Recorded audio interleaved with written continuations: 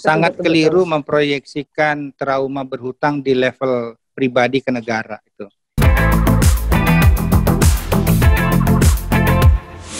Mungkin kalau yang tadi kan aku balik lagi nih kan ada awal yaitu growth, protection, sama distribution. Nah ngomongin nih soal protection yaitu katanya di obligasi pemerintah ya, obligasi pemerintah atau SBN. Nah itu apakah di sini itu karena kita related dengan milenial dan kita sekarang juga pengen mengedukasi secara milenial itu di tengah pandemi ini, apa menurut Bapak itu salah satu alternatif yang terbaik nggak sih kalau misalnya obligasi pemerintah itu menjadi salah satu investasi kita di untuk milenial sekarang? Wow, udah langsung jawab nih, udah menjawab kayaknya langsung lah.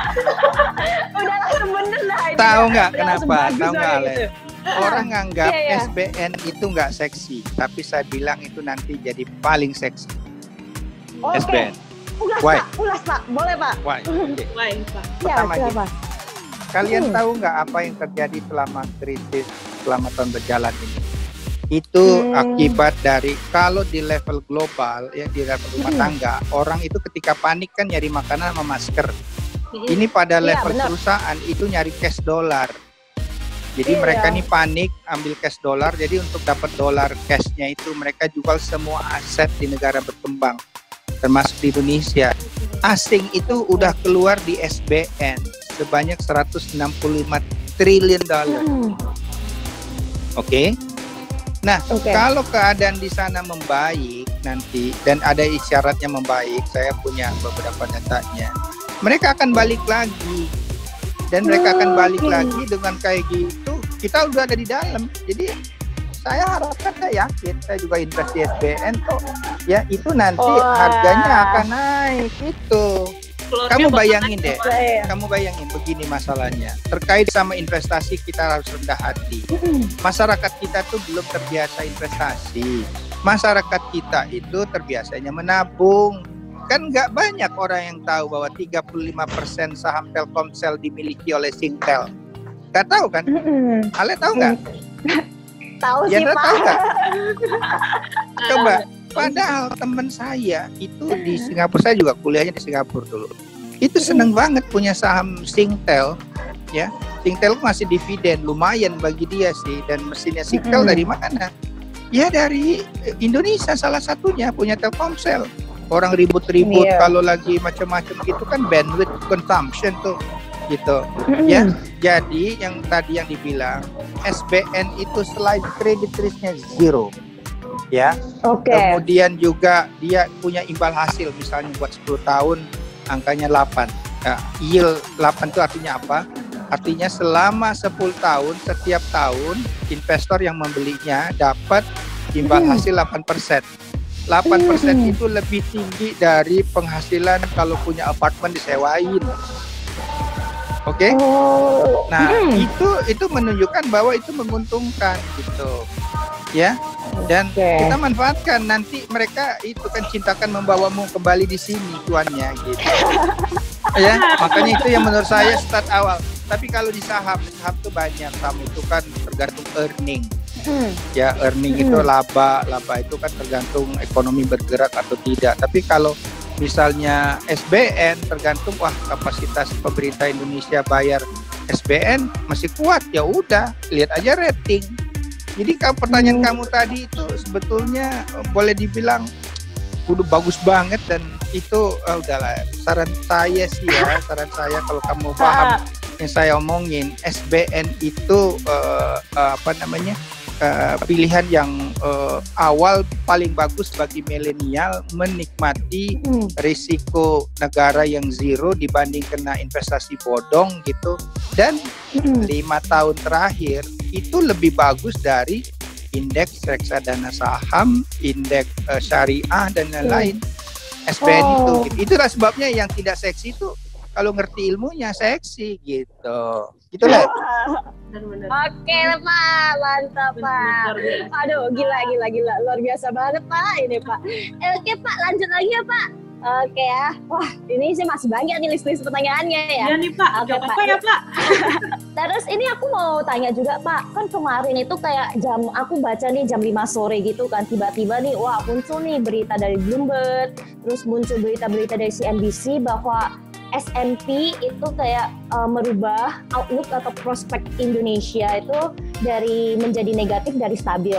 Nah, kalau di sini menurut Bapak sendiri itu gimana sih kalau ketika S&P itu kayak mengubah outlook kita gitu? Siapapun di dunia ini dengan resesi global ini pasti jatuh. Amerika juga lebih jatuh gitu. Outlooknya pasti negatif. Tapi dia tetap mempertahankan rating, itu yang paling penting. Rating kita, ya betul. Nah, jadi apa yang kamu lakukan nih besok Senin ini, kalau orang jual SBN, kamu beli, gitu. Okay. Karena yang nggak berubah itu rating tuh, dan negara tetangga itu lebih parah mereka nerbitin. Bahkan yang namanya Saudi Arabia itu dia menerbitkan 7 miliar dolar, Indonesia kan 4,3 miliar dolar global bond kan gitu. Tapi Saudi sih emang ratingnya lebih tinggi dari kita sih gitu. Jadi namanya posisi sekarang ya kita bisa bahas itu banyak faktor ya. Kalau menurut saya ini nanti orang akan sell on news gitu, tapi kalau saya baca detailnya itu cukup banyak yang appreciate terhadap Indonesia. Kalau hanya outlooknya saja nggak terlalu masalah.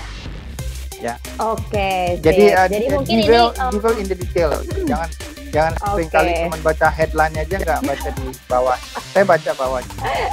Oke. Millennials dengar tuh, jangan baca headline doang, tapi harus baca isi ya guys. Yang benar sih kayak kalau untuk SBN sendiri sih emang kemarin aku juga udah baca headline-nya bahwa rating kita itu masih di investment grade, jadi kayak masih layak lah untuk dibeli. Dan dari negara Indonesia juga itu juga masih lah untuk kesanggupan untuk membayar kuponnya.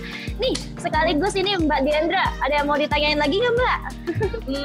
Iya sih sebenarnya udah dibahas juga nih sama Ale ya. Kalau kita kan dengar nih Pak, katanya pemerintah mau ngeluarin pandemic bonds ya Pak. Itu kira-kira bakalan jadi nggak sih Pak keluar dari pemerintah? Oke, pertama gini. Gimana, Pak? Pertama gini ya, orang kan biasanya kalau diskusi seperti ini kan ceritanya seringkali negatif terhadap utang bernegara ya. Sangat keliru memproyeksikan trauma berhutang di level pribadi ke negara. Ya, jadi kalau negara kita pertama gini, harus kita akui juga bahwa kalau negara kita ini dalam posisi sekarang itu defisit. Defisit itu maksudnya kita punya pendapatan pajak lebih kecil dari belanja negara. Seperti rumah tangga lah defisit. Kan kalau dulu waktu kita krisis 98, defisit itu dibiayai oleh jual barang. Ya Telkom dijual, Mandiri dijual, gitu kan, jual saham lah ya. Gitu ya. Betul. Alhamdulillah nggak jual diri toh. Gitu. Oke. Nah, dalam posisi sekarang ya ditambah lagi. Sebelumnya dana yang ada di Indonesia itu terbatas. Dana pihak ketiga dalam bentuk deposito ya dibagi ekonomi Indonesia itu hanya 40%. Ini jauh lebih rendah dari 130% di Singapura gitu. Jadi pemerintah itu pasti berhutang. Jadi ada baiknya jangan kita dengan hutang pemerintah tuh nyinyir terus gitu. Tadi gunakanlah surat utang pemerintah sebagai sarana investasi, dan asing juga butuh. Tadi terjual nggak? Kamu tahu di Amerika tuh untuk 10 tahun tuh cuma 0,7. Ya, di Jerman itu setahu saya minus, di Jepang tuh 0 gitu.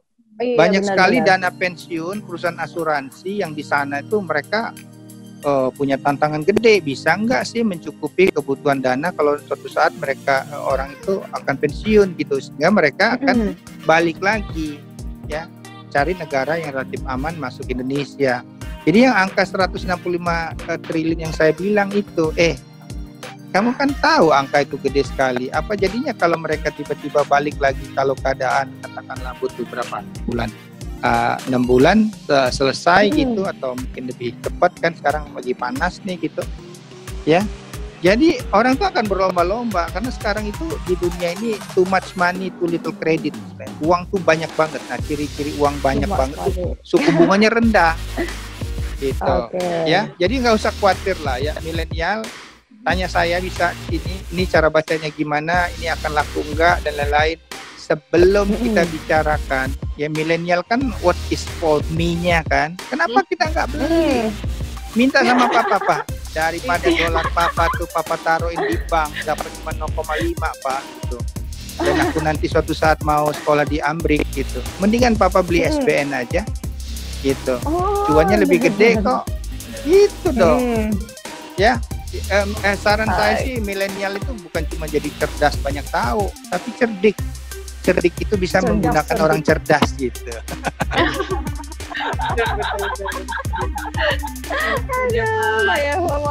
Jadi kalau versinya perjanjian lama itu ke sovereign wealth fund, versinya Al-Quran itu life cycle investment.